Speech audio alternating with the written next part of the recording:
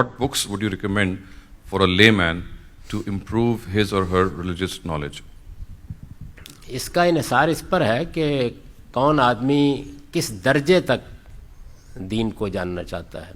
دیکھیے، ایک تو میں نے جیسے عرض کیا کہ دین کا اسکالر یا عالم بننے کا درجہ ہے، یہ تو 40 سال 45 سال کی بات ہے. یہ ہر آدمی کا کام بھی نہیں ہے، اور ہر آدمی سے یہ اللہ توقع بھی نہیں کرتے.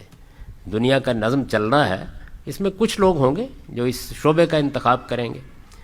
عام آدمی کی حیثیت سے ان کو اتنا دین جاننا چاہیے کہ جس سے کوئی ان کو دھوکہ نہ دے سکے، دین کے معاملے میں ان کو بصیرت حاصل ہو جائے، ان کے ذہن میں اٹھنے والے ضروری سوالات کے ان کو جوابات مل جائیں. تو اس کے لیے پھر کچھ درجے ہو سکتے ہیں. ایک درجہ تو یہ ہے کہ آپ جس نقطۂ نظر کے اہل علم پر اعتماد رکھتے ہیں ان کے ذریعے سے بنیادی دین سیکھ لیں. بنیادی دین میں سب سے بڑی چیز یہ ہے قرآن مجید، یعنی اللہ کی کتاب قرآن مجید کا سادہ ترجمہ کم سے کم ایک مرتبہ اچھی طرح کاغذ پینسل لے کے پڑھ لیں، اور جو سوالات ذہن میں پیدا ہوں ان کے بارے میں کسی اچھے اسکالر سے ان کو ڈسکس کر لیں.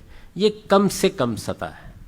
اس کے بعد اگر اللہ آپ کو توفیق دے تو آپ اس سطح پر بھی پڑھ سکتے ہیں جس میں آپ کمپیریٹیولی دیکھ سکیں کہ دین کیا ہے، اس میں پہلے کیا مکاتب فکر رہے ہیں، اب کیا ہے، کس کس پہلو سے لوگوں نے اس کو دیکھا اور سوچا ہے.